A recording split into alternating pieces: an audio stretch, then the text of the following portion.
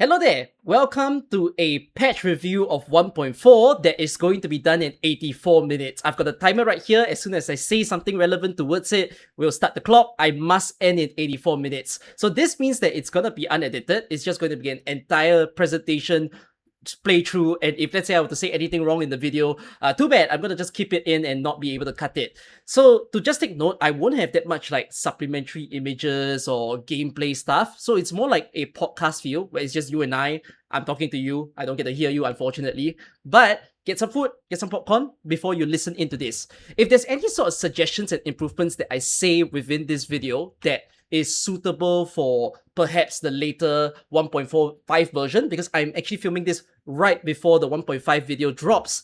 That means maybe I'm a predictor, I'm a good fortune teller. I actually tell things before it occurs. So just take note that whatever I say might end up happening in the later patches, but I wouldn't know until I see that live stream itself. So without further ado, shall we get started with patch 1.4? Okay, 3, 2, 1, boom, 84 minutes on the clock.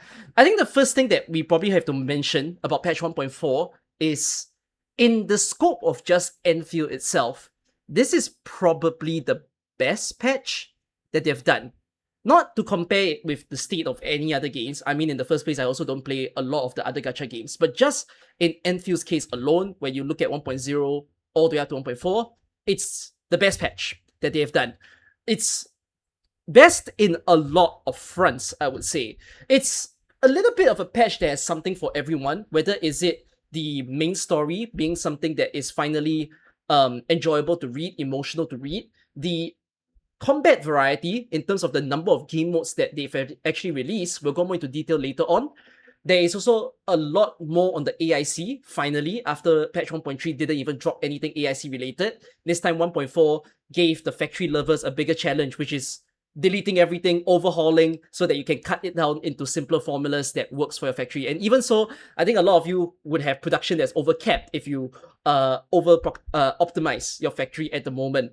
But I'm just going to focus fire first on the main story itself, because I think the main story is what got so many people talking during this patch. It's the longest experience of a storyline that we've ever got. It's to the point that this particular patch itself, if you were to just do a sit-down full playthrough, it could take you anywhere from at least 6 hours to play through the story. And if you take a little bit longer because you explore and all that sort of stuff, 9 hours, 10 hours? Like, I had to play through it for, I think, 8 within my own live stream. And it was just enjoyable. A lot of people will probably surface that the frontal part, being the first map you entered, England Pass, people did feel like that storyline was a little bit on the slow end. It feels like it was taking a while to get into something interesting, but that is also where you spend the most time interacting with Si, and also start seeing a lot of differences with the way that they manage the world. So I think this is the first time in a long time that I describe that we finally have a map that isn't linear, right? This map makes you kind of go within circles, but even when it's in a circle, it's like, there's a lot of things in the middle that makes you navigate from corner to corner. And there's a lot of new puzzles that you end up witnessing for the first time as well. So there is the spot the difference puzzle. There is also the bridges, the ink bridges that happen. Later on, you start to realize that there is the balloon puzzle. And there's also the new scanning puzzle, which isn't in the England Pass. But there's tons of these stuff.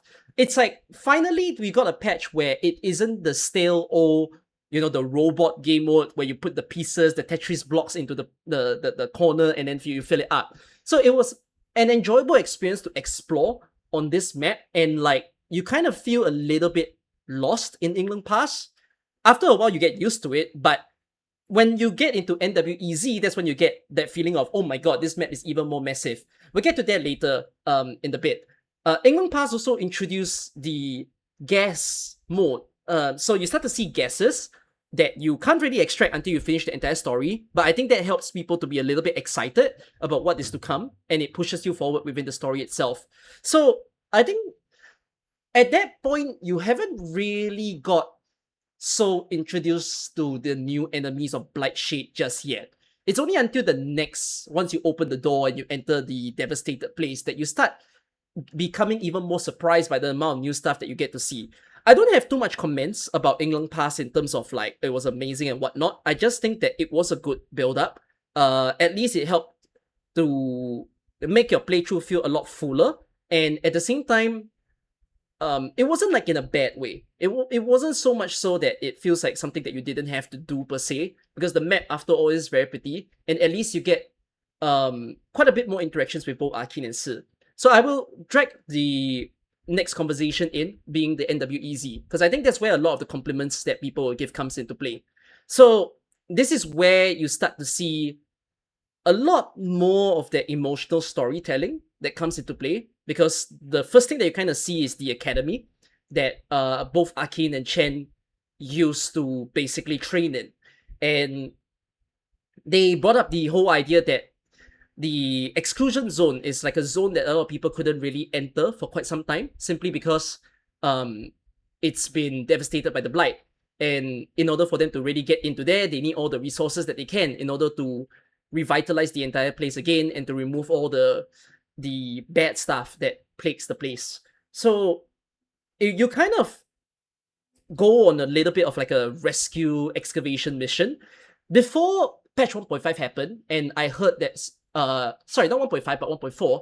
Before this patch happened and I saw what they were explaining that the storyline would be, I was really worried with the premise of the story, because of the fact that it felt like it was gonna be another one of those, oh, they are just trapped people in a certain place and they're just trying to pull them out and bring them to the city type of mission. Quite like what happens a lot in Valley 4. But I was quite glad that it wasn't really that. There was basically the whole storyline revolved around the Blight Sheets. When they first mentioned the Blight Sheets, again also in the 1.4 livestream, my fear was that there was only one singular enemy in the game. But instead, however, it turns out that the Blight Sheet is like an entire enemy faction. So it's not like there was only a singular soldier. Instead, it was kind of a lot of the past enemies that you've seen. I think a lot of people would describe it as reskinned enemies. But instead, however, yes, they look different. They've got a bit of that ghostly look and the yellow accessories all around them. But they certainly were not the same enemies. Like every single enemy, whether it's the Quill Beasts in the Blight Sheet version, the soldiers, or even some of the new bigger guys that they release, every single one of them have new movesets. And I think many people who have actually interacted well with them would describe that these enemies are a lot more aggressive than you remember of any of the other patches. Like the last time that we have truly aggressive enemies would have been the 1.3, when you start seeing the monkeys and whatnot. But this time around, this entire class of enemies are really wanting to get you. They want to kill you. A single dodge won't cut it at times, because some of them have like triple slashes, 5 slashes in one go. Their movement is very fast. So it's quite nice to see that they brought in that sort of action element quite in play, which some people will then fear that, oh, will this take away the strategy and whatnot? But it's not like you can't really hold them or stop them, because after all, you can still freeze them, you can still pull them, you can still lock them in place with the likes of Arkin, for instance, or Gilberta. So there are counters towards these new enemies. And I'm just sort of glad that it wasn't just a singular enemy that happens in this patch. It kind of reminds me back into the original game of Arknights, whereby every single new event or every single new version that we sort of have, we get introduced to a new flurry of enemies, right? It's, if let's say there's a new side story right now, you're not just going to see like 2 wolves and 1 soldier, that kind of thing. It's like a lot of new mechanics of people, and then finally it ends off with a boss. So I do believe there's about 6 to 8 new enemies to fight in this one patch alone, and that makes it just very fun on the combat front of discovering what new things you can do against the people that you fight in the game. So it kind of tests your squad quite a bit more. Now, apart from the enemy variety, the other big plus point is that I think this is the first time that the enemy faction feels heavy, or it feels like there is some substance towards the enemies. So we get immediately sort of told that these Blight Shades are kind of like the leftover fragments of the enemies. Sorry, not the enemies, but the leftover fragments of the people who were once part of this world. So it gets into a little bit of a confusing dynamic of whether or not do you want to see these black shades as souls that were left behind and wanting to be freed, or do you want to go with the idea that is echoed by quite a lot of the operators in the game, where they describe them as information fragments? So they're not really souls per se, they're kind of just more like people that are dead already, but then in order to turn them into a black shade, it takes in like their final information and they behave in that sort of manner. So Black Shades became such an interesting storyline because you first witness the very aggressive versions of just everything that wants to kill you, and then you also witness a bit of the softer side, where you see that in the form of the teacher of Arcane and Chen. I've actually forgotten his name. What is his name? Can someone tell me that? And you also witness that in the form of like little Arcane, like the little girl that you kind of see that navigates across the entire storyline.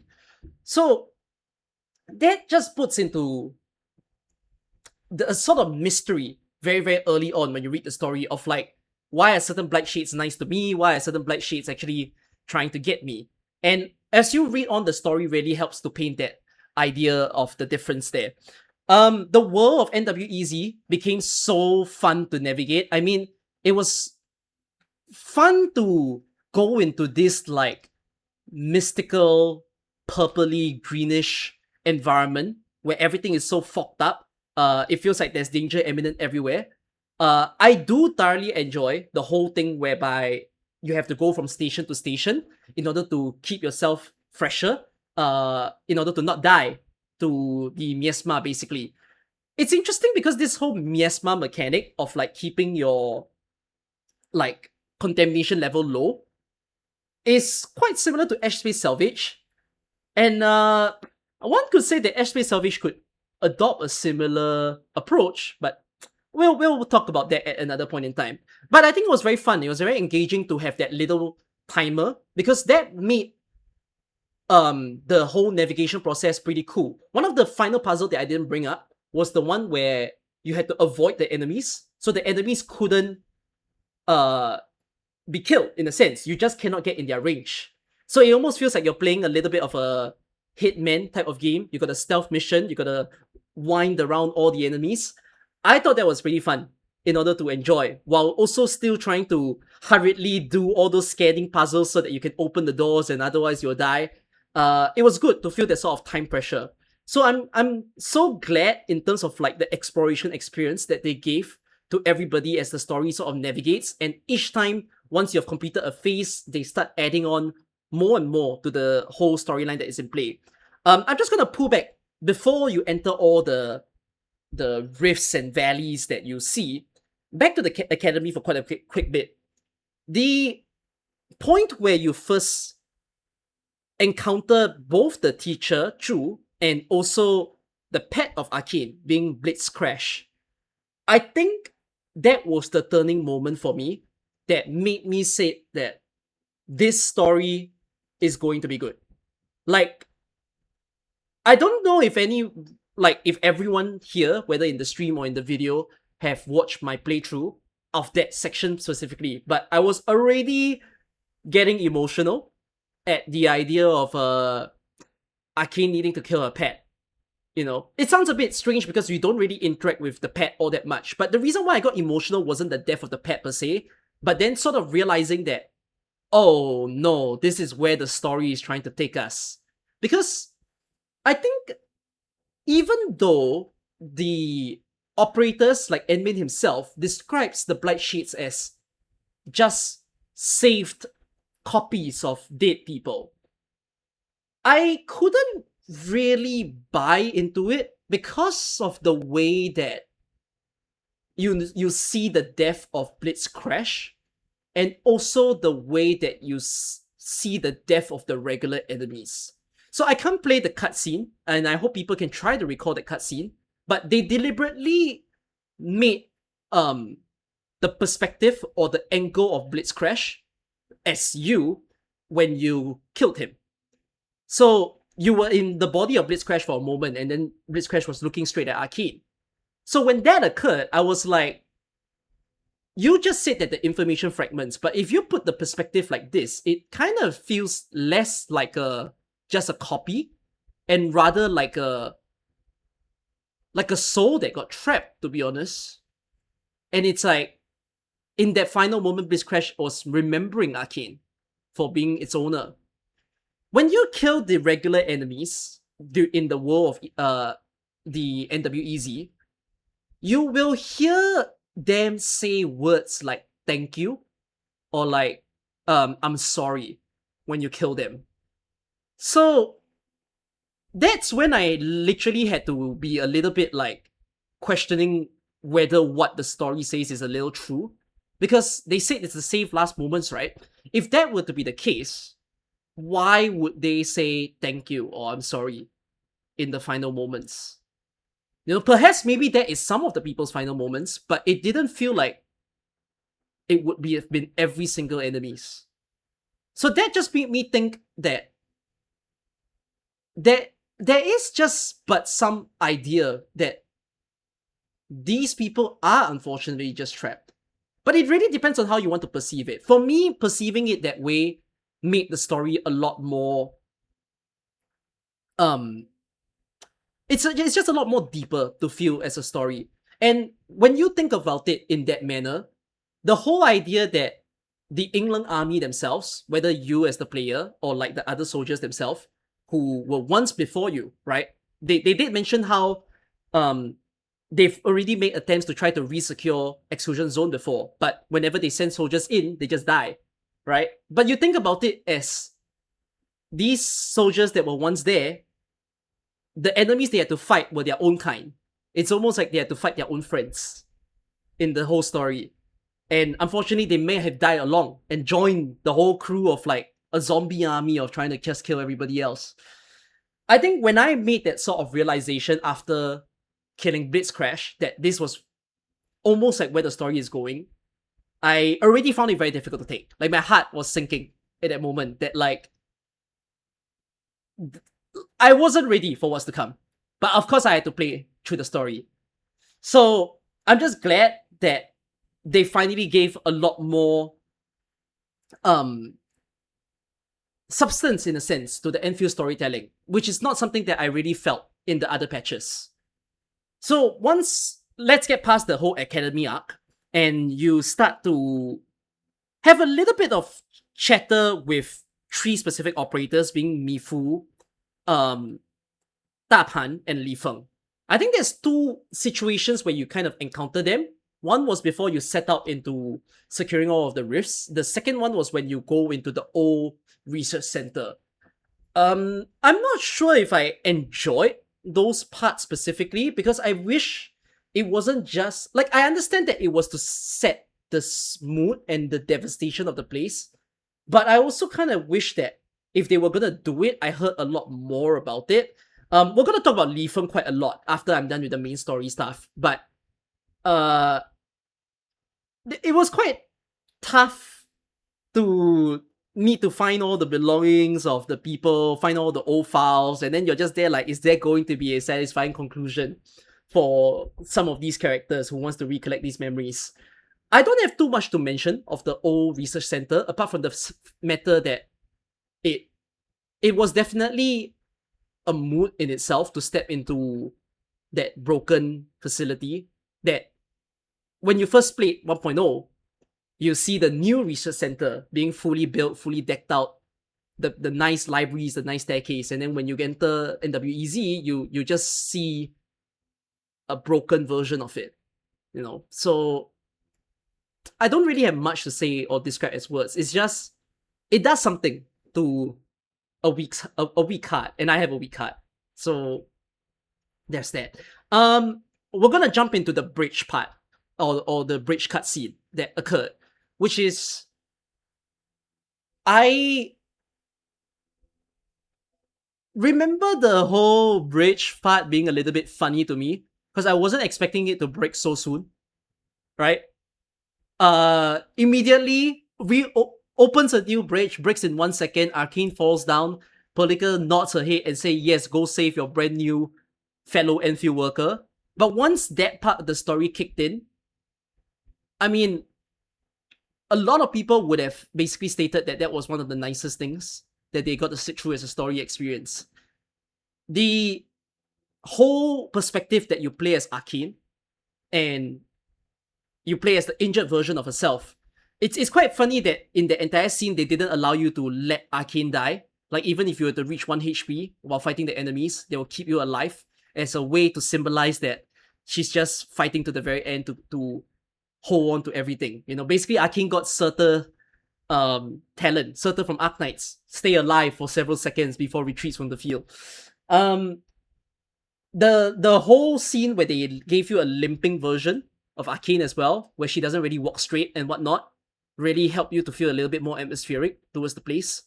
And I was so glad that it was one of those times they made not speaking anything tell a story. So when you navigate around the caves that you fall into, you would see all the memories of the people who try to save the children in that place. I mean, that includes Arkane, but it wasn't really just Arkane herself. It was quite a bit like all the young people. And then you see all the scenes of them like just being under the rocks, trying to get past, trying to run away from something. I think that was when, like, it was quite hard for me to take a look at that because it felt like a story that was depicting something inevitable. If you think about it, it's interesting because this story wasn't so much about like an army trying to fight against the civilians per se. This was more about like the blight, the miasma taking over a place. So it's almost a story of a natural disaster, is what I would say. And as a result of it, right, it's just, I think it's just sort of nice to see that they depicted the experience of it. You know, I'm someone who have never experienced a single natural disaster, thankfully, because of the country that I live in. But I think about the idea that it happens all the time, whether is it wildfires, earthquakes, tsunamis, especially in my neighboring countries. And whensoever they occurs, it's just scary for the people who are there. And I read news on all these sort of stuff, and especially if I have friends who are close by, I always hope for the best for them. But it's interesting because it's a bit of like fragility of life type of storyline. Some people would argue that it feels very cliche.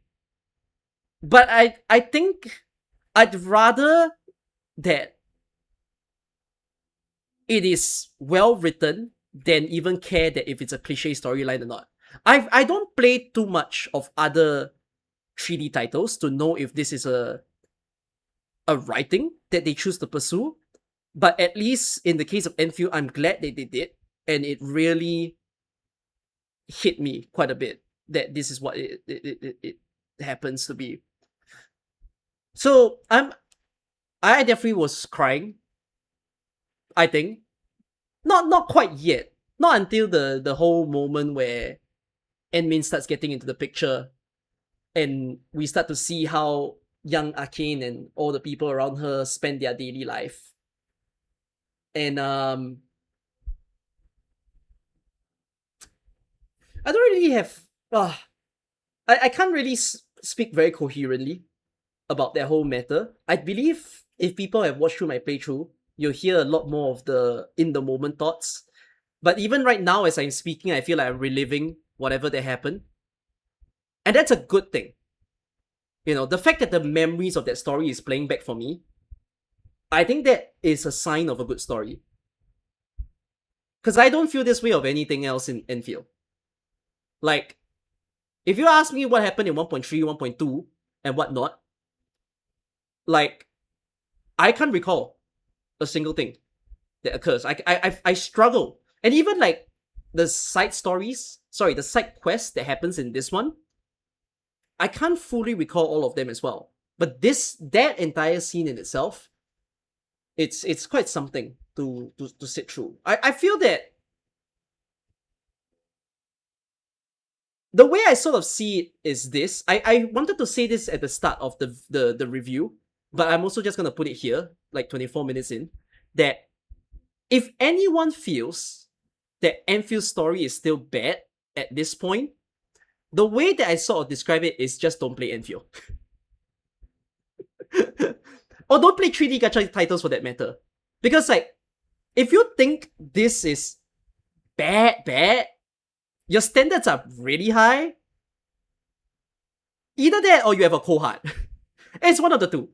I feel that the bare minimum that people would feel out of reaching this point of the story, or even by the end of the patch, is decent. It was okay. It was good.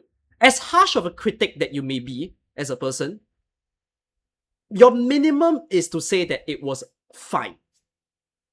You know, you might hate the fact that people call it like the best thing ever, a great patch, near perfect, and whatnot. Okay, good that you're like that. But like, minimally that, if you're not that, oh, I don't know what to say. Like, I don't think you belong to Enfield or gacha. You should buy more premium titles maybe. But even then, I played premium titles and not all stories are very satisfying. This one, however, was very satisfying. So I'm glad that Enfield finally created something that was memorable. That legitimately, when it progresses 1 year, 2 year, 3 years down the line, I will remember back this story. So I'm glad that Enmin was part of this story. A lot of people would argue, I think this is a conversation that we'll have in just a little bit, that certain stories don't need Enmin, you know, you want characters at this moment. I was okay that Enmin was here because I think it was important to have at least a second person. It could have been someone else, it could have been Chen. But they written it as Enmin, and I think that's alright.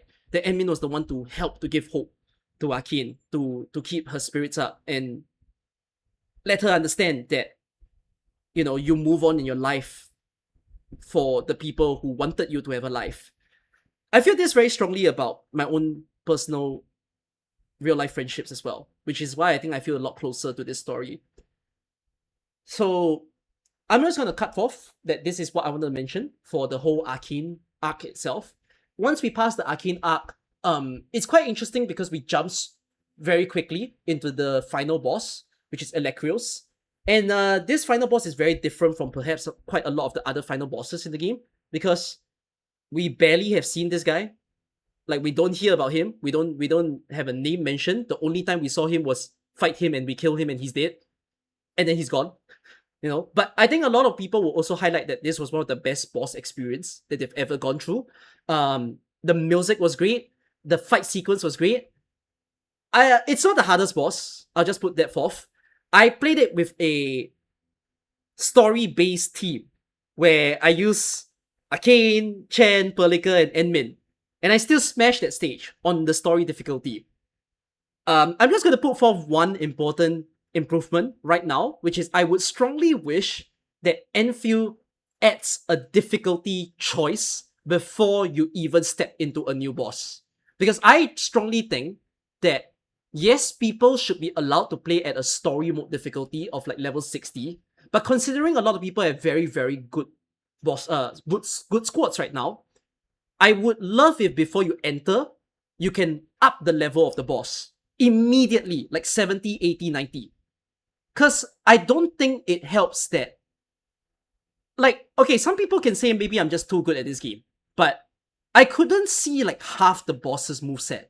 Because I've grown so good about Enfield that I was interrupting all of his movesets, because you can interrupt, right, when there's the red circle.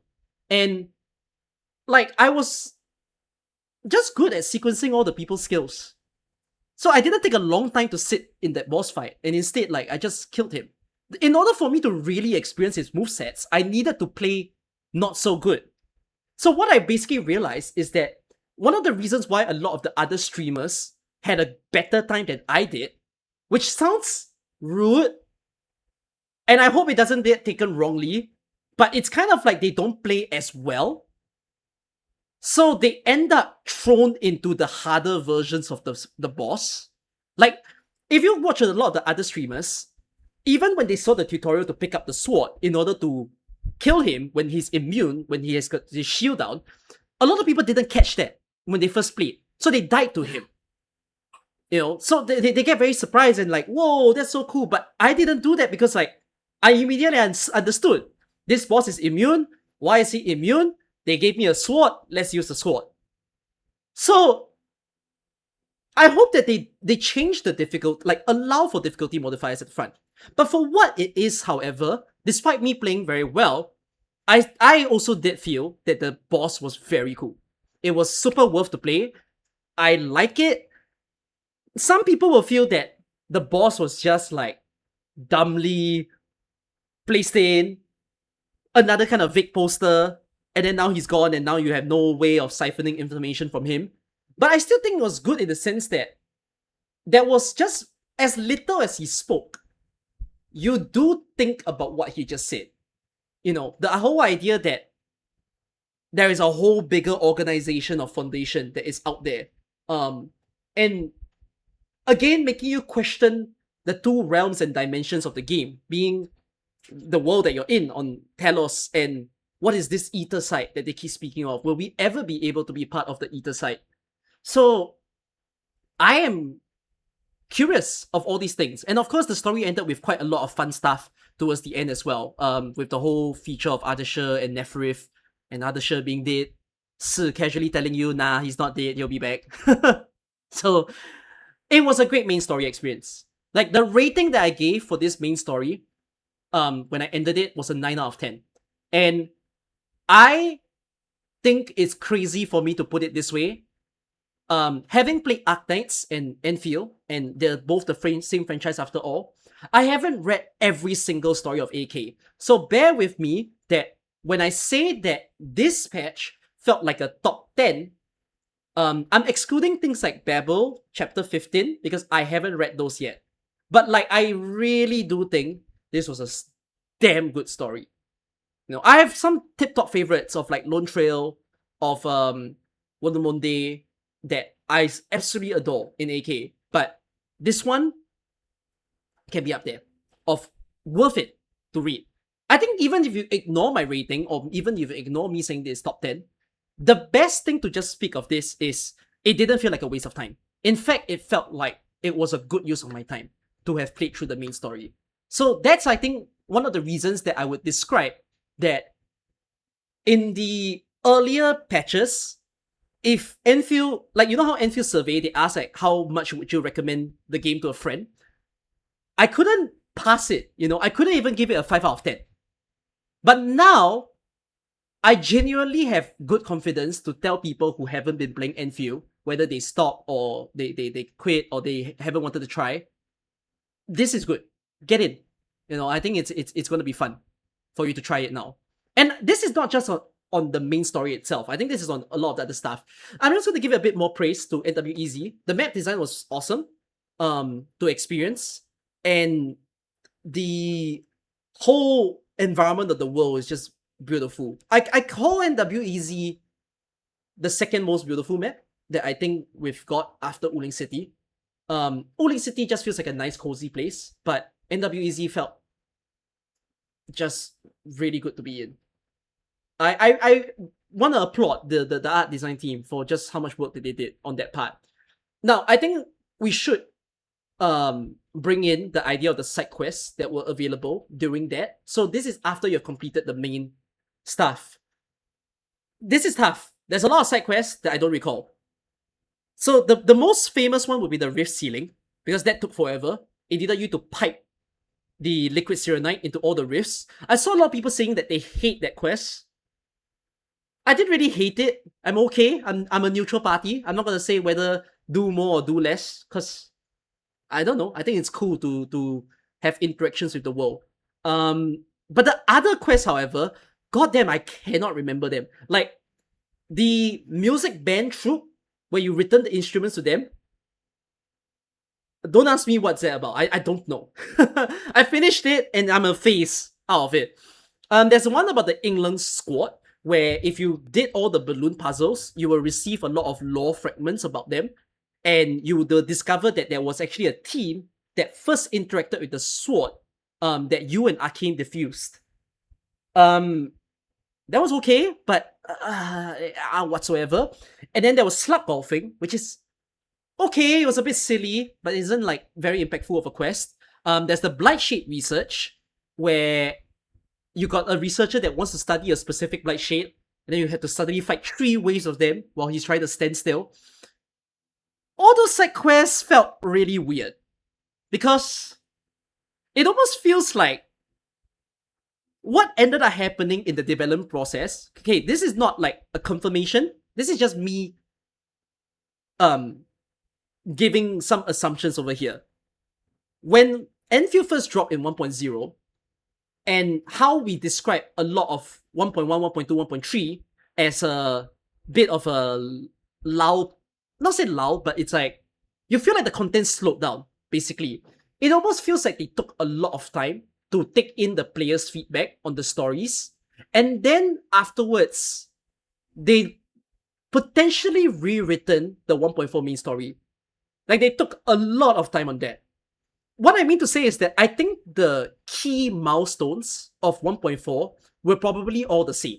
Like, you getting to interact with the teacher, you seeing the research center, and then you also fighting the final boss. I think they were all about probably the same, but I feel like a lot of the in-betweens might have been reworked in the time of that 6 months before 1.4 was out. So you could feel that sort of like labor of love in a sense, that you think there's a lot of people who put their hands into this. But it felt like the side quest got forgotten. Like, I think this is not a syndrome of only Enfield. This might be a syndrome of a lot of gacha games actually, that they don't put as much effort sometimes into their side quests because they think that the side quest is just there for people to feel like there's something to do and then just get some pulls, get some materials. So this is strongly affecting the experience of one more side quest that I didn't mention, which is Li Feng. So there is the side quest on Li Feng where you got to help Li Feng as closely as possible to find any sort of things that mention of his parents. And I think everyone will agree with me that that is that one quest that you're screaming at the screen and saying, why is this not voiced? That's the first thing. Everyone is saying that they wish that it should be voiced. But on the other hand, I also feel like it's not just not voiced. It feels like it's a quest that could have done with a lot more cutscenes. Like if it had cutscenes of like younger Li Feng, or just the interactions that you have. Like that quest was the second most memorable one for me because I still remember certain lines that occurred in that quest. Like Li Feng mentioning how he even lost his arm, right? Where he was mentioning how the final moments of himself was his parents wanting. Oh fuck me! Sorry to curse. It's even emotional for me to reenact this or say this out. But he was saying how it seems like the disaster was going to strike, but he's probably very young, so he doesn't understand. His parents were so kind to let him enjoy one last time. So his parents brought him to the ice cream store and said, eat any ice cream that you want. So, like, Li Feng narrated it, but when you read that, you realize that he's narrating in a way that he didn't understand why his parents would do that. And then if you make the connections clear, his parents just want their child to enjoy one last time. The reason why he can eat all the ice cream that he wants is because it's like the world is ending. Eat up, and then we must leave, we must escape. But unfortunately, the disaster struck too close, and it erupted, right? The miasma erupted when he was reaching out for one final sort of taste. And then he lost his arm because of that. So, that was a crazy thing for me to read. Like, I remember that so vividly in the way that they describe, and I feel like if that came with a voice and a cutscene, a lot of people felt like, I think a lot of people would have felt another round of tears together with the Arcane Quest. You know? I feel like they did Li Feng dirty in a sense that I'm not so sure if I'm very satisfied with the conclusion that they gave to Li Feng's story, but I think it was still beautifully done to what it could be. It's just, when you contrast Li Feng's quest to the whole main story, it almost felt like they only have enough time to give it to the conclusion of Wuling. And they didn't really have the time to give it to Li Feng. So, on one hand, it kind of puts to you that devs are humans. They cannot do everything. And they want to deliver on stuff. And we gotta be okay with them shortchanging. But on the other hand, I still do also hope that the reason why they shortchange is them sort of realizing now the demands of the community and of like what they want to do. And hopefully in the future of the stories, and especially when we start entering new regions soon, that they give what I would say is equal love to the side stories and also the main story. Because I think the side stories is just as important as the main story, whereby that is an opportunity to not just be a passing thing for you to read about, and instead, however, it's something that you can remember because perhaps it added to the lore, perhaps it added depth for a certain character that you like or that you put for. So that's what I will put for these side stories. In terms of Lino's story, I'm okay with Lino's story. I wouldn't say that I am a fan. Like I'm not crazy over it, and I didn't dislike it. The great thing about Lino's story, which I think is very similar to the main story, is it's very heavily animated. Like it felt almost as if I was watching an episode of an anime. And I say that in a good manner, that it, as a visual experience, it was good. And one of the things that I wish that they did more for Lino's quest is to play into that I want your money character. Because I was very afraid that Lino was just gonna turn out to be a generic idol of just, oh, I wanna just get out there and sing and make people happy. But when they did certain moments of like, actually, you know what, Lino wants to also escape her company, not just because they're bad, but like, if she could casually switch into someone else that perhaps can pay them more and treat them well, that would be good, you know? I like that characterization, I just didn't feel like it was enough. Yeah, so it's interesting because she's a DL, which is known to be a very feisty, charming sort of race, and you can tell that she wants to do it to Enmin, but she couldn't do that to Enmin, and instead it felt like Enmin was doing that to her instead. So it's funny to see that loss, but again, I still wish that there will be more.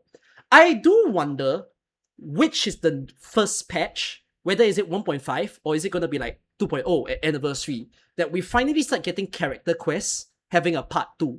Because I think for a lot of the character quests that were seen in the game, whether it's Gilberta, Levitane, and whatnot, they always end with the word part 1, which means to say that if they ever want to continue, they can. And now that makes me curious if we will do it. Like, we will see it at some point. Because I believe we are starting to hit the phase where a lot of people do want to learn more of their existing characters, and it's really the game's duty to try to do that. So I'm gonna put forth on that part when it comes to the side quests for this time around. I've spent about half my time on the main story and side quests. I hope you are enjoying listening to me thus far. If you're in the video, you can comment right now. Say I'm right here at this moment, and I'll give you an award. I'll like your comment for reaching this far. Let's get into the other game modes now. Okay, shall we? So there's a lot of game modes that came out during this patch. There is Echoes of War that started in the beginning, and then there is also Umbral Monument, Heat Rage Mega Arena, Rooted Realm, and Devil the Cryptic. So I'm just gonna say this. This is not the patch to say that there is no content. This is the patch that is so full of content. Every week there's something. Whether the content is good or likable is a different question. But in terms of the amount of things to do, my god. Like, it doesn't help that the main story is already something that most people won't complete in one day. That it kind of takes like 2 days or 3 days. And then, yet at the same time, you got a side quest that you probably need to take another day. If you don't blueprint, if you blueprint, good for you. If you don't blueprint your AIC, a lot of people will probably mention you took like 3 days, 5 days to perfect your factory, right?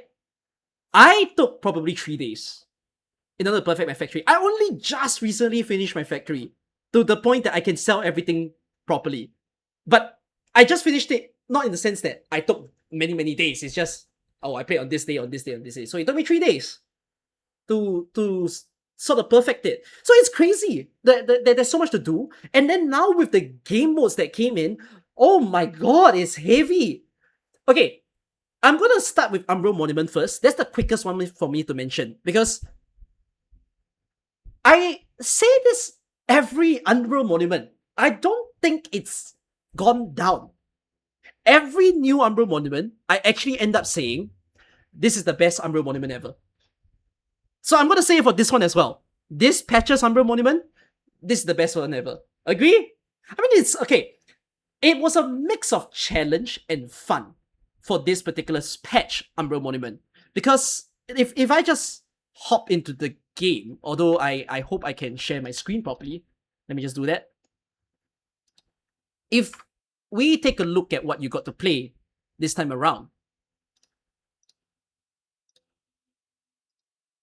yes, there's only 4 stages, but it was still really good. The Pyromancer, where you continuously bully because it's stuck in the middle, that was fun. There's so many different teams that can abuse it, that can perma-lock him, but it was satisfying. You know, it shows that not everything that is fun means it's gotta be hard. A little bit of whimsical silly is good and healthy when doing these Umbral Monuments. I think the agony for this one is okay, but the others, oh, that starts to be really fun. I mean, stepping on banana to regain SP. Who thought of that idea? But it was good, right? It might piss you off a little bit, but eventually you're like, okay, you know what? That's kind of funny that you can even do this. You know, slip and slide multiple bananas so that you gain as much SP as possible, and then land the skill. Needs a little bit of skill precision so that you don't waste your SP, but it was fun. And then I think the final one as well, where I found this the best one ever. The idea that you have combustion, electrification, like everything that you see listed there as permanent, it was crazy. The themes that you got to play, like I was playing with level 4 combustion, level 4 electrification, level 4 corrosion, to just watch the enemy burn to death on his own. It was so good. And I think a lot of people tried other methods as well, like it continuously shattering because the solidification was permanent, or like using a physical team, permanent level 4 breach, go ham, use some corrosion if you need the resistance to go down even more, get that maximum physical damage. It's so creative of an Umbral Monument this time around. And I think they've been just doing a fantastic job at every single Umbral Monument going through. That it just gets more and more fun. It's good to see that the dev team have that creativity in order to deliver good stages. I think it's one of the game modes that I look forward to the most every single patch now.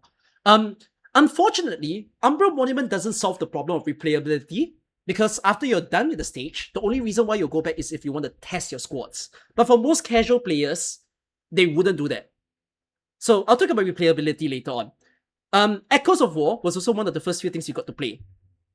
And I think this is the one that demands the most built version of your teams. So it was the first time that I finally opened up all my resources and said, okay, it's time to M9 this skill, M3 this skill, level 90 weapon, level 90 this character. Because unfortunately, there's a timer that's in play, which I know a timer will divide the community, because some people will say, oh, we're back to like timer slop and all that kind of stuff. Oh, it's just artificial challenges. But I think about it as, even though it's a timer thing, the best part about Echoes of War is there are no rewards tied to the timer.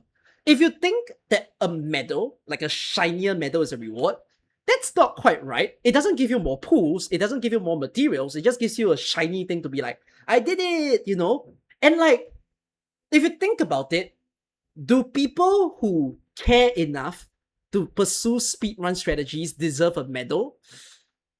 I'm not against that, right? They're playing better than I am. If someone completes it in 30 seconds and their medal gets shinier, good on them. I will not be them, but at least it shows that they understand something even further about the game. Of course, somebody can say, oh, that's not it, because maybe they spend money for potentials and all that sort of stuff. But I think that's why I would say that the medals, at the very least, isn't really like a heavy spender shielding kind of thing. And instead, it's more so testing on whether you've built your squad and then understand how your squad actually works. So I'm glad in the sense that that's what they sort of done. They should never lock any precious rewards behind pursuing the highest difficulty. And even so, I don't think there's any reward. Oh no, there is rewards if you go to brutal, but it's not temporary anyways. The stages will replay themselves. You get to play them again so that you beat them once you have the right squads. So I'm okay about it. It still doesn't solve the problem of replayability. As you know, all of the 8 stages of the current season is out. So it's now just recycling itself so that the people who didn't achieve anything before can do it. They will add new stages, like Umbra Monument. Doesn't really solve the problems. We'll talk about that later. Heat Rage Mecha Arena. It's the game mode that you use 2 operators. I like the concept. I like the idea. I feel like it needs more refinement. It felt a little too repetitive because once you limit yourself to only 2 units compared to a 4-man team, the variety of the skill sequences starts to lower down. So I feel like they need... I love the fact that it was a game mode that went with the opposite approach of CC, whereby you get buffed instead, rather than the enemies get stronger. So you can feel a little bit more power in the operators that you bring. But unfortunately, I won't say that the power is really felt, because it does feel very limiting to go from 4 to 2. So they probably need to work more on the buffs front. And it's a little bit unfortunate that there's only 2 types of buff that they did. One that is more art-centric, and the other one that is more physical-centric. So I don't really have good advice. I'm sure this game will come back. It's just they gotta work on the fun factor of it. Good idea, needs improvement, I would say. Rooted Realm. I think this one is a little bit funny because a lot of people will bring up the fact that it became a 30-minute timer. Okay, my thoughts on the 30-minute timer. It's good. It's not supposed to be for everyone. Okay, if you didn't know what happened to the Rooted Realm, the dungeons were given anywhere from 1 minute to 1 minute 30. If you don't reach the end by that time, you would fail. And your run will end. So a lot of people ended up complaining that this is very annoying. But I feel like the 30-minute went so wrong because it almost feels like a joke in a sense that, like, okay, fine, you guys are complaining. You know what? Take this. We're not even going to increase it to 5 or 10. Take 30. Go. Like, probably one of the funniest things that Hypergriff has done that make their game mode completely changed. The way I see it is like this. 30-minute timer is okay to have, but it shouldn't be the only thing that people should do. I think it's good for people to explore the dungeon, to get familiar with the routes. When that is done, you need the speed run mode. It's like you give people the exploration mode and you give people the challenge mode. They shouldn't have removed the they shouldn't have removed the 1 minute or the 1 minute 30 version and instead set it like a difficulty. Explore difficulty, challenge difficulty. The people who want to just try out first, do the explore mode. When you're done, go into the challenge mode. So that you feel pressure. You feel like you need to be perfect. The timer runs down. If you lose, you have to restart. Casuals might not like to play the challenge mode, but the people who love platformers, the people who love to like go crazy and ham, they can actually do that. So that's the whole point. That I think they need to do this in the future of Rooted Realm. Do I like Rooted Realm? Yes. I'm terrible at platformers. Okay? I suck at platformers so freaking bad. But are platformers fun to play? I would say so. It's fun to find their hidden routes. It's fun to see the maps and the way that they chose to do the coins and to figure out like, okay, these coins are flying everywhere. At what point do I need to stand in order to collect everything? You know, or what's the most optimal route to get the best score, right? When maybe don't collect any more coins, get the magnet first, run around, or find the 2 times and then run backwards. You know, how much time is there to do everything? So I really do hope that they don't feel discouraged and stop Rooted Realm. Rooted Realm deserves to be a game mode, but okay, this take of mine might be hot take. I don't know if I enjoy the stages that occurs in between. I feel like if the game mode was about platforming, I wish it stayed as a platformer game mode. Like, everything is just a route. I don't like the stages that happen in between. I feel like the stages in between could have been separated to a different game mode. That could have been like an arcade version. Like, I think the fights were fun, but it kind of disoriented me from the whole thing of like, I'm just trying to run around. So what I would suggest is get the stages out, separate it into a new arcade event, and then stick the whole routes as one thing. And then I think that will make it super fun in the future to play both things. So that the people who doesn't want to play the arcade can just focus on the run around. The people who wants the arcade can do all those arcade levels in the future. I really hope they take this advice because I think it's very important to understand that that is probably what's going to help people to feel that they have the choice of what they want to play and also some control over, like, you know, not just playing 30 minutes stupidly and instead feeling some pressure in order to play those stuff. The leaderboard of Rooted Realm, I think, is a little bit silly. I don't know why they made Rooted Realm a fake PvP where like the most amount of points becomes a thing. Probably should have done that. Just because it's a PvE thing, like, you don't really have to make people feel... I don't know. I have no opinions on the leaderboard. I've never looked at it once. But some people would sweat it and some people would care. So, oh well, that's all I'm gonna say about Rooted Realm. Okay, Delver or Cryptic. Not everything is out. I wish it was harder. That was about it. I've only played the first 3 stages because only 3 stages are out as of me reviewing this. It's good to see the puzzle mechanics return. It's just... I wish it was harder. The last time a Delver or Cryptic impressed me, which I think also impressed everyone, was the Maze Delver or Cryptic. You remember the one that felt a bit Stanley Parable? Where you run into rooms, you don't know where the hell you're going? That was the last puzzle that I enjoyed, that felt different from any other game that I've played. You know, I wish that they did more trippy stuff in Delver or Cryptic. It felt like that is what Delver or Cryptic would deserve. And I also wish that Delver or Cryptic is less straightforward of solutions. You know, don't make it so obvious. Make the chests harder to get. Make the routes harder to get. If people complain, oh, it's too hard, tell them to play another game mode. Delver or Cryptic is permanent after all. There's no time limit. It doesn't matter if it's hard. You have the entire year or 2 years to play when it's hard. You know, just chill. And let it be fun.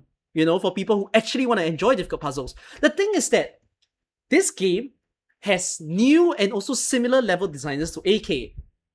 So knowing that, I'm sure they have like sinister ideas of what a difficult puzzle would be. But it feels like they're being trapped, you know, they're being chained and not allowed to fulfill that. So, come on. Freaking do it. Yeah, if people think it's too hard, just make them watch a YouTube video. Make them watch a guide. You know, yeah, troll me more. Surprise me more when you're in Delver or Cryptic, is what I would say. Okay. I think I've just basically described most of the content that you get to play. What patch 1.4 has done very well compared to the other patches is content volume. The content volume for this one is insane. There's genuinely so much to do. You shouldn't rush them all in one go. If you rush them all in one go, for one, I think you're not going to have fun. For second, I think you're just going to get bored again. You're going to complain, oh, there's nothing to do. I feel like the way I approach 1.4 is very different from how I approach the other patches. I played less like a content creator who just wants to rush and see everything and be the first person to have seen and can make a video. And instead, I played this patch more like a casual player. Like, if you all notice the way that I stream Endfield, I streamed it quite a bit less. And At the same time, I was pacing myself throughout the entire time of the Enfield um playtime. Like I didn't even perfect my factory until like 2 days ago, before the 2 days before the 1.5 live stream. So I feel like by playing in a more like take your time manner, it starts to feel a lot fuller. One of the reasons why I complain this of patch 1.3 or 1.2 is that if you play like a casual player who does what you do in this current patch, where you play things very slowly, it doesn't have the same vibe, whereby you will feel that there is nothing to do. So especially in 1.3, after like a certain game mode is complete, you will feel like as if there's a 2 weeks of a gap of like nothingness. And then once there's something again, there's another 2 weeks of a gap of nothingness. This time around, if you play everything like a little bit on demand of how every week has something new to do, and then you have to go back to your factory, you have to go clear on all your side quests, you have to still do all your chest hunting, like, there's always something there, So, I really feel like they up the game on the volume of things that you have to do. And that's really good. However, volume and quality is a little bit different. Quality in the sense of you can have a lot to do, but if the things that you have to do isn't fun and it annoys you, that's not good. Like if they take some of the most painful game modes that we've had in the past, like if this patch wasn't Echoes of War, and instead it was replaced by Cleaning Event, if this wasn't Heat Rage and Rooted Realm, and if it was replaced by what would it be replaced by? Survival Training. I don't think it would have been very fun. You know what I mean? Like, at the very least... Oh, or if it was replaced by Kali Photo, you're right. Or the freaking Giving Food event. Oh my god. It would have been so dull of a patch. The great thing here is that the volume of this patch was big, and I think the quality of the things that they did was satisfying or enjoyable enough. It wasn't amazing, perhaps, to everyone, but it was just okay. The right amount to tickle you a little bit and be like, okay, it was a little bit fine to play this game mode type of thing. And I hope that the game mode comes back in a bigger and better version. So I do hope that Enfield kind of take that strength that they have in this patch 1.4 to realize that I think this is how you can make good patches every single time. Perhaps because this was a mega patch, it's like half anniversary, they can't really always do this type of large scale things, but try to get close to it and then make sure that those things are fun and worthwhile for people to keep retrying. I can't really comment on 1.5 and 1.6 because we'll be watching the live stream soon, but we'll take note of that in the times to come. Okay, I want to give a little bit more focus to AIC. Okay? Because I think AIC is still a hotly contended thing in the case of Enfield, where people enjoy it, people don't enjoy it. And this one can really fume the players because of how they decided to approach AIC in this one. You destroy everything to rebuild everything, right? In 1.4. You literally press X, woo, delete, and then everything gets reconstructed again. I feel like that's not how you play factory games all the time. Maybe sometimes you do that because you want to like clean it all up and then redo an idea that you have. But even then, I feel like it's very heartbreaking to just do a clean wipe. So I kind of think the reason why you have to do a clean wipe is you sort of need to deal with the limited space that you have in the AIC and the outposts. So it's always been a thing that people have been saying. For AIC to feel more fun, if only it wasn't so constraining, right? That if only it was bigger, if only the space was larger. And Factory still has another new problem, which is the fun will end. I say this every patch, and I think it's still happening in 1.4. My fear coming into 1.5 is that if we're still in Wuling, there's a huge chance that we're not going to get any much new formulas, quite like what happened in 1.3. And the thing is, you will have a point where you just have nothing much to do anymore in the factory because you can sell to all the outposts. What's there to do? Make your factory aesthetic? Start coloring? Start RGBing your factory because now you have different colored pipes? You can do that to make it fancy, but it will stop. You're not really producing things that you want to do even more things. When people say that we need replayable game modes, whether in the form of like combat and whatnot, I feel that one of Enfield's strongest points right now is the factory. I would love to do like my own survey. You know like how Enfield does surveys, but the problem is the survey results doesn't go out. I would love to organize a community survey and ask you guys this. But in terms of like just asking people on and off, it seems like players really like Enfield because the factory is different compared to the other 3D titles. Like there's an activity that isn't your usual. And then when you talk about the combat, some people will say, nah, it's the same as all the other 3D games, you know, there's nothing interesting. I think it's different, but I'm not going to fault people who feel that way. But factory is different. So if that is one of the biggest selling points, I really think that they should work harder on it. And that comes with the trouble of the main thing they have to solve is the fun ends, right? 1.3 was not a good time for factory lovers because there was no factory to build. And there is a huge chance that 1.5 might have that same problem. I strongly think this is gonna be a tall task for the level devs team and like the game devs team. They got to figure out how to make the factory a game mode that the people who love the factory can play endlessly and the people who don't like the factory can ignore the crap out of it. So I've often said this in the form of like, if you look at the gameplay of what we have in AK, where we have integrated strategies and reclamation algorithm, there are people who play both, but funnily enough, there's also people who don't play both. There's people who play none, and there's people who play one of them.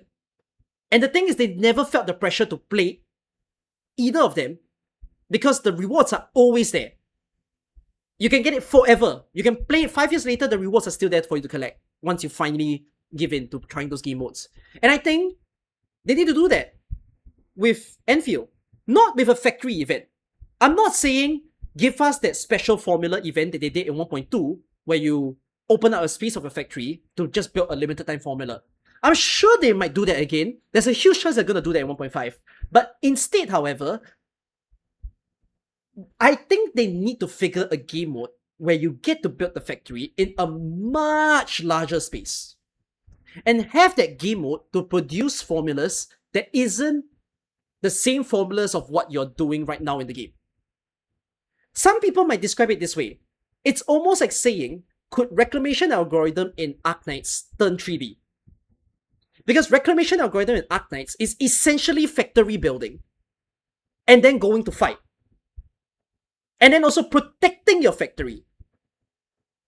For your note, we do have a game mode in Arknights where you build your facility in a giant space. You have buildings, you have farming, you can build defenses. If enemies attack you, your base gets raided. Your base can take damage. The thing is, it's not happening to Enfield yet. Your base don't take damage, your base is unharmed, right? I really do think Enfield needs to figure this out. Enfield needs to explore this. They need to figure a whole game mode that is like not attached to the core gameplay, something that you play on the side, and something that you can play forever. That I feel will make it fun for them to enjoy. I don't think this is gonna happen anytime soon. I don't see this happening for 6 months. I don't see this happening for a year. It's just I'm putting this out there because I think that is one of the key ways to make people fall in love with the AIC and with Endfield mode. You know, make the factory, which is one of the best parts, your selling point, and make it stronger. Is what I would say. Okay? Let's talk about some final few points that I want to put forth for Endfield. First things first, Endfield is a 3D gacha title.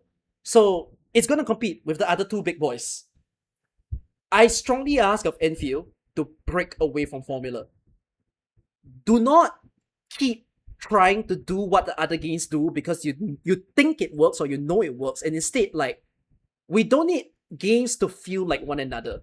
We need games to feel like it's different, and there's a reason then why I would play a certain game more than another, or there's a reason why I would play 2 games or 3 games, right? I know some of you play the other 3D titles together with Endfield. You have the time, you have the stomach. But if you play like 3 3D gacha titles, I'm sure even inside of you, you would wish that all the titles are different. You would wish that it's not all the same storyline, all the same gameplay. You know, and at least if it's different, it feels like there's something else to do. So when I say break away from formula, it's what I mean to say there's a lot of ways that they can break away from formula. One of it being on the front of, like, okay, I'll tell you where they have broken from formula for now. Character design, like the skills of the character, I'm really happy with how they've done like Arcane, Mifu, and a lot of the other characters. The idea that they use less SP, the idea that their skills transition into other forms, the whole thing where your gear, which by the way, this is the one time I'm gonna say it, and maybe I'll say it a second time, gear load out. Gear freaking load out. I need it.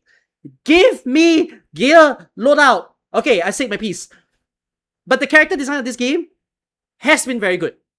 Okay? The story direction of this game is where I'm not so sure. I feel like if Endfield have the manpower and the capability to do this, I really want them to not do the standard storytelling of 3D gachas and try to change it up. For one, don't lock stories to only the perspective of Endmin. Change it up, show perspective of other characters actively. You know, make us switch characters. I feel like other gacha games have done this earlier in their playtime, and Endfield has already done it, but I don't think they do it enough. You know, let me play as Fang Yi, let me play as Arcane more, so that I can hear their thoughts, hear what they think, see what they see. You know, I would love to change perspectives way more often instead of just being locked in the body of Endmin. Also, if you're gonna do Endmin, voice him. 1.4, the best part they did, they voiced him. Keep that. Okay? Don't make me make fake choices. That's that. Another thing when it comes to story direction is it's getting too close to other titles rather than familiar to their own franchise of AK. When you think of how AK does their stories are never trapped in a region. If you think about it, we actively change region in AK. Like every side story event, it helps that we're a visual novel. So it's like everything is a book, and we don't have to release the book in sequences. In the case of Endfield, they are doing the 3D formula whereby if we're in a world, we're gonna be stuck in that world for the entire year. They do that in all the other 3D titles. The thing that I really wish that they try to do is be different. Don't just lock us in a singular world. Be okay to open a new map in Valley 4 now. Be okay to go into a new world and open a new map in Uling while we're in that world. Or if not, I think one of the fears I have is they think that every map must have a factory. I don't think that needs to be a thing. We don't have to extensively expand and put AIC into every map. We could totally use with a summer side story in La Fantoma where we don't have to open any factory. Just give us a map of that city, let us enjoy a story, and then jump us back into Uling. That makes for a more fun story. Of course, a lot of people will say that this makes it very difficult in terms of development. Like, I know that this is challenging for the dev team to need to build, to need to draw, and do all that sort of stuff. But I strongly think if they bother to do that, it breaks the formula. Because I think, I'm not sure about you guys, for me, I find it tiring to be trapped in a world for very long. Like if I played your other games as well, like the other 3D titles, I would have the same advice, which is don't make it always world. Instead, be in a world, expose a little bit of the other worlds, and cross doing stuff. Because that way, the people who have gotten into this game, I'm sure some of you are fans secretly of like certain worlds that they've named, like Alloy Carrot, Seska, La Phantoma, TGCC, right? Or the Ursus side of things. So I feel when we have so many worlds, the question in your brain goes, what year are we gonna see Seska? Wouldn't it hurt you if Seska only opens up in 5 years from now? Right? When you've read the early part of the game, and you're like, oh my god, Seska people so cool. Seska appears in year 5. Pain, right? So to me, like, I really want them to figure out how to expose more of the world in a quicker manner. So that's my answer in terms of like breaking the formula. You know, I know it's difficult. I know it's developmentally tricky. But considering that they have built the entire storyline of AK to be interconnected, you know, AK stories regionally are not isolated. Eventually, when we go further into AK story, you start to realize that Laterano is related to Litania, is related to Yerek for whatever reason, and there will be a story that connects them all. Endfield isn't doing that yet. Endfield doesn't have multiple regions running at the same time to then collapse together into an overarching giant story that is epic to read. Instead, however, we're doing the whole same thing. Lock one story in one region, lock one story in one region, lock one story in one region. Nothing ever crossovers, you know? So, that's my advice.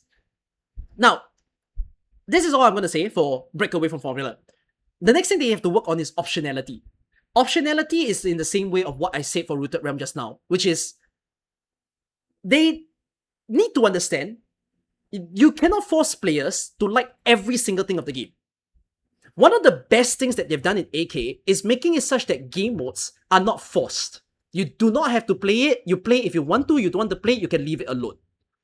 I feel like Endfield isn't doing enough of that in their game modes. They've done that well in CC, whereby you don't have to chase risk 40 or risk 50. You do risk 20, you did.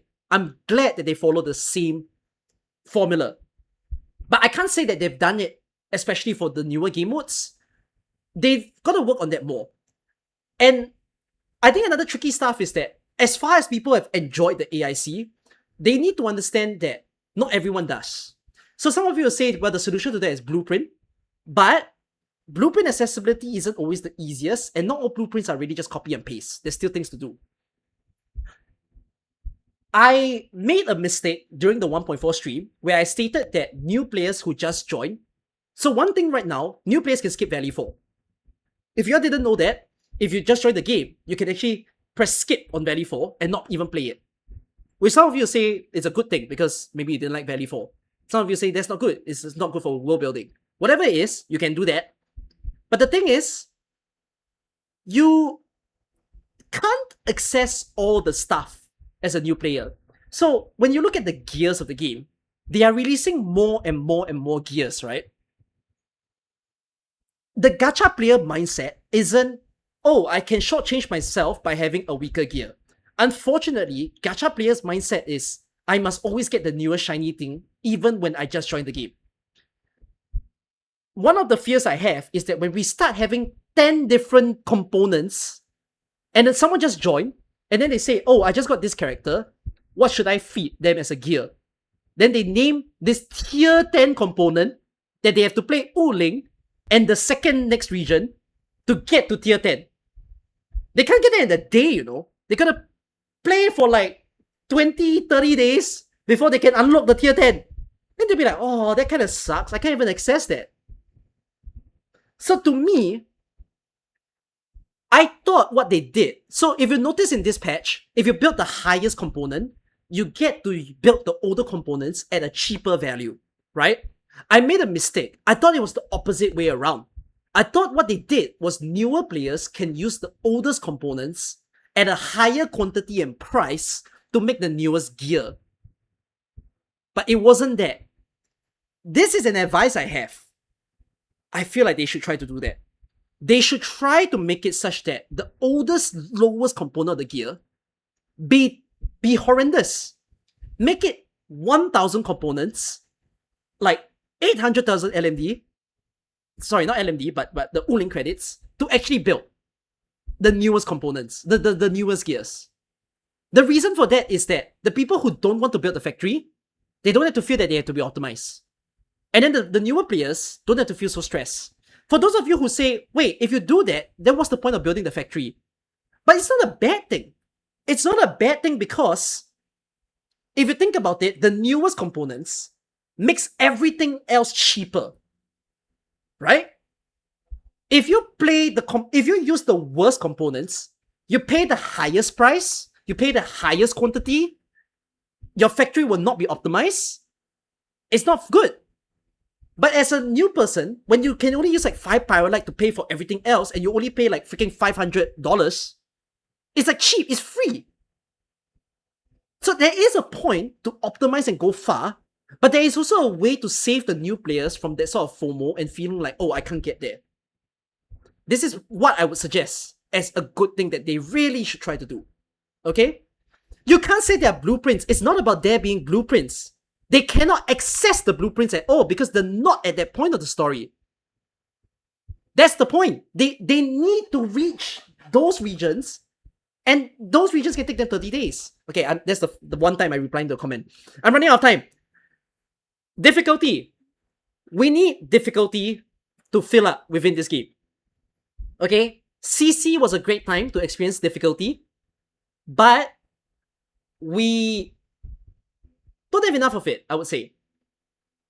So, I'm not very good at advising. It's just, I'm sure everyone is asking for this as well. Like, you want something to really push yourself, to pressure yourself. We'll have to see whether there is going to be another CC season or even a different game mode to let you feel very, very engrossed into playing it. Yeah, Umbra Bonum is a way of difficulty, but it ends, it's quite fast to kind of finish it. Okay? You want to see your 5-5E struggle? Yeah, in a sense. Last thing, which is, I think, the things that a lot of people has mentioned. We need replayable game modes. We need something that feels very fun to log into. The great thing now is that they've solved the problem of content volume and decent enough quality of content. But the thing is, we don't have the same vibe of the other, like the main franchise game being Arknights. Once you finish your energy, once you finish collecting everything, you log out. It's good because it's chill. That's one of the reasons why a lot of people like Endfield, that you don't feel the pressure of needing to do a lot of stuff. But yet at the same time, there are people who don't want to play a gacha game like that. There are people who wish that they can spend more time within the game.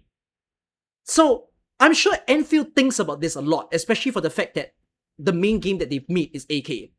So I do wonder, how good are they going to solve this sort of like game mode that is permanently there? And the reason why it's even given permanent is because it's something that you can play on and on to fill your time and feel good and to feel challenged every single time around.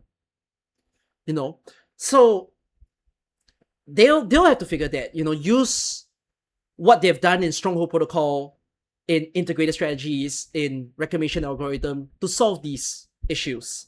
Okay? So, I'm gonna end off on the final minute to just mention the final few words that I couldn't elaborate on. Will they ever make the gacha experience nicer? Who knows? When are we getting character reruns for like the past seasons? Will my 120 never reset a 6-star anymore? Are there gonna be more Arsenal tickets? No clue. More endgame modes? What kind of endgame modes? 1.5, are you gonna give that to me? We'll figure that out. In the final 30 seconds, I think we all need to say the same thing at the very same time. The most important thing. Doesn't matter gacha, Doesn't matter gameplay. It's big QOL. Wait, actually, trading posts. Give me Tijiang trading posts. Let me produce T credits. My Tijiang needs an upgrade. Okay, last 10 seconds. Gear load out. Gear load out. Gear load out. Gear load out. Gear load out. Gear load out.